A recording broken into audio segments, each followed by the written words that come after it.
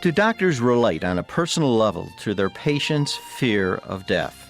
You're listening to ReachMD XM 157, the channel for medical professionals. Welcome to the Clinicians Roundtable. I'm your host, Dr. Maurie Pickard, and joining me today is Dr. Irvin Yalom. Dr. Yalom is the emeritus professor of psychiatry at Stanford University School of Medicine, and he's the author of the definitive textbooks, Theory and Practice of Psychotherapy, and also Existential Psychotherapy.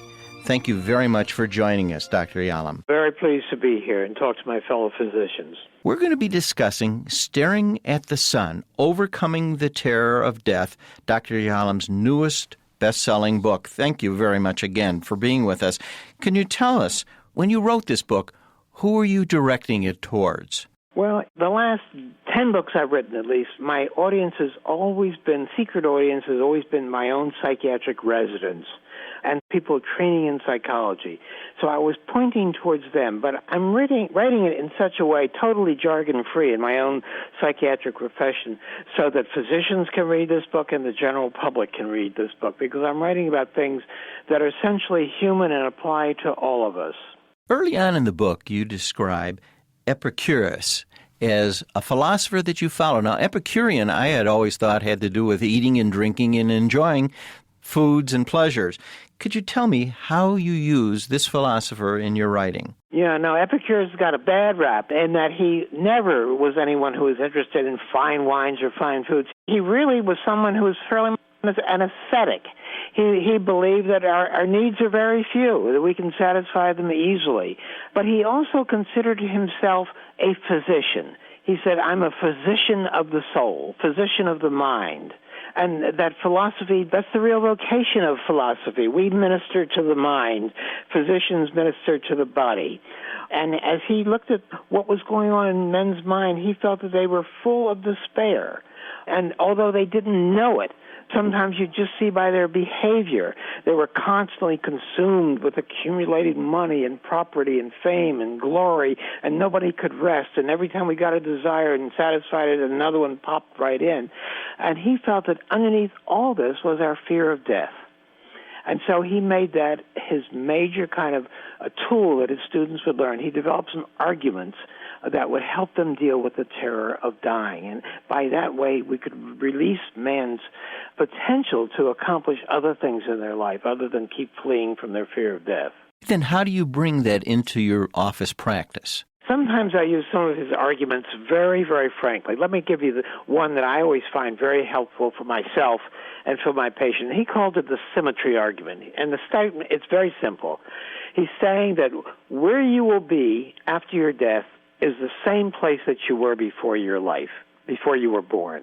In other words, there's a pool of darkness after you die, a pool of non-being, and it's the same pool, the same state of non-existence that you were in before you were born. We have so much terror about the second pool, so little terror about the first one, but yet they're identical. That's why he called it the symmetry argument. There have been arguments by philosophers over 2,500 years about this statement, but I think it contains a lot of power and soothing. In your book, you mention other, what you call, mighty thoughts to overcome anxiety. Could you tell me some of the other ones? Well, one of them has to do with the whole question of, there's a rough formula, which goes like this. The greater the sense of unlived life in you, the greater is your death anxiety. In other words, I ask a lot of patients when I see them, I often say to them, I know this is going to sound like a stupid question, but let me ask you this. What is it about death that frightens you so much, that terrorizes you so much? Well, it seems like a silly question, but in fact, people give you a broad diversity of answers. And one of the answers that comes in that's very potent is, I fear all the things I would not have done. In other words, the whole sense you've got all this potential, and yet you've been afraid to really try to express it. Now try to live. A lot of people, after they get a fatal diagnosis or a diagnosis that tells them their life is going to be limited, they want to go on and express themselves in other ways, maybe artistic ways, or maybe to write or do various things. So when I see patients, I really want to take a look at the whole question of regrets. You know, what kind of regrets they have about the way they live their life. And is there some way that they could come to me a year from now or 2 years from now and look back on these 1 or 2 years and perhaps have lived a regret-free life. What can they do to change their life? So that's another thing. Another one would be the whole question of rippling. Just the idea that we throw a stone in a pond and ripples come out from that, and they go on and on and on, even nano ripples that we can't even see with our naked eye. Well, I think that there are things that we do in life, something we give to people, some act of virtue, some act of help, some trait of ours that passes on to their children, to people that they teach, and passes on to others and others. And I think physicians are in a very, very powerful position this way because we have such a powerful rippling effect. What we do for our patients, that's passed on to their children or to their parents in the future, and that gets passed on and passed on. So, and in fact, in the old days when they're family physicians, you deliver babies, and then you see these babies and deliver their babies, you realize how much you passed on to other people. And certainly for people teaching in medical schools, we realize that we are passing on so much that's virtuous and wise to other people. In other words, it's a secular representation of the whole question of wanting to persist. It's not saying that we do persist in our own consciousness, but that parts of us persist and these acts of virtue spread out to others. If you're just joining us, you're listening to the Clinicians Roundtable on ReachMD XM 157, the channel for medical professionals. I'm your host, Dr. Maurie Pickard, and I'm speaking with Dr. Irvin Yalom.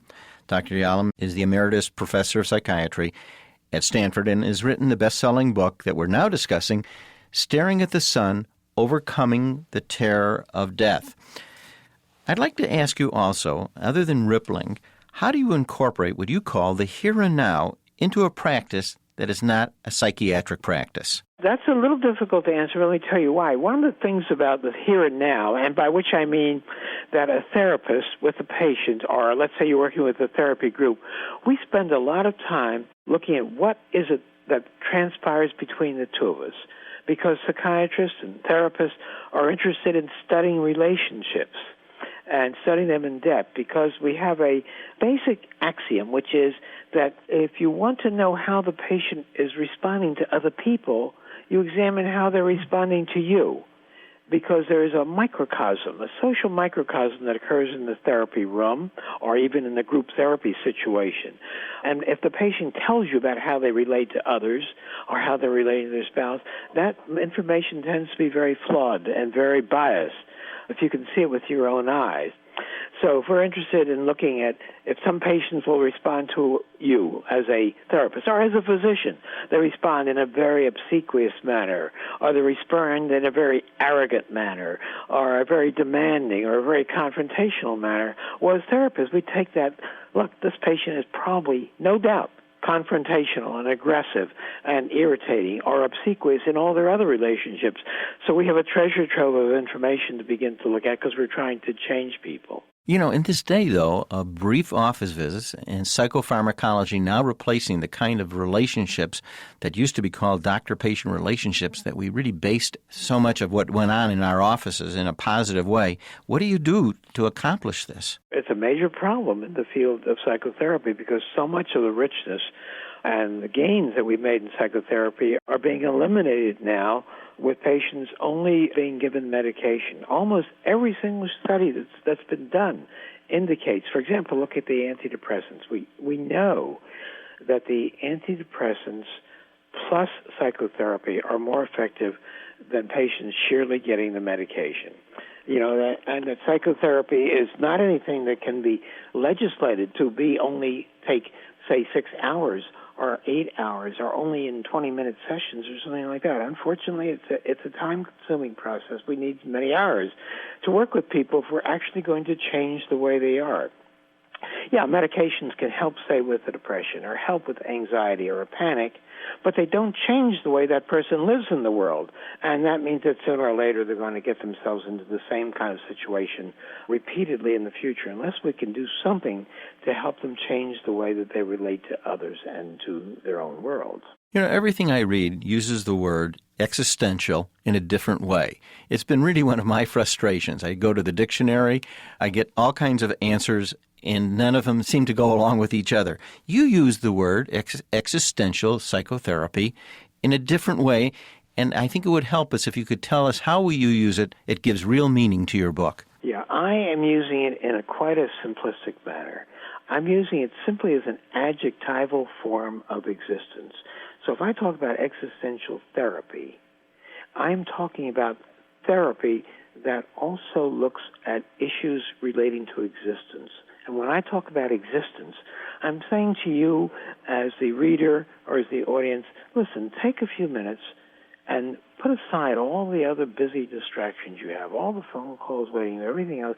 Just sink deeply into yourself and meditate for 5 minutes on your own existence, what it is, what it means for you to be a living, existing creature right now, a self-aware creature. And people, when they do that, they will get to certain kinds of basic concerns in their life. I wrote a textbook called Existential Psychotherapy, and the book's divided into 4 parts. And each part represents one of the major basic concerns that I think has relevance to therapy. One of them is death. It's a conflict. All of us want to persist in our own being. All of us are self-aware of the fact that our existence is limited, that we face inevitable death. Well, that is a tremendously basic conflict that we don't like to think about, but it's there. And others have to do with the fact of search for meaning. Human beings it seems inbuilt that we need some kind of meaning in life. It may also be true, I think it is, that we're thrown into a universe that doesn't have any intrinsic meaning. And so we have to go about searching for some way to create meaning in our life. That would be another ultimate concern, and so forth. So I'm saying that an existentially oriented therapist or a person who has sensibility about existential issues will also look at issues like meaning in life and like confrontation with death in their therapy, as well as how you get along with your parents or your boss or the trauma that you're facing in your current life. I think the physicians that are listening today have heard the door often open that a patient will do, allowing us to step through and talk about things. Very often time doesn't allow us to take this opportunity, but I think talking with you and talking about the issues will make them certainly much more aware. I want to thank Dr. Irvin Yalom for being our guest today, and we've been discussing his very thought-provoking book, Staring at the Sun, Overcoming the Terror of Death. I'm Dr. Maurice Pickard, and you've been listening to the Clinicians Roundtable on ReachMD XM 157, the channel for medical professionals. To listen to our on-demand library, visit us at reachmd.com. If you have comments or questions or suggestions, call us at 888-XM157. Thank you for listening. I am Dr. Jordan Berlin from Vanderbilt University Medical Center in Nashville, Tennessee. You are listening to the first national radio channel created specifically for medical professionals, ReachMD XM 157.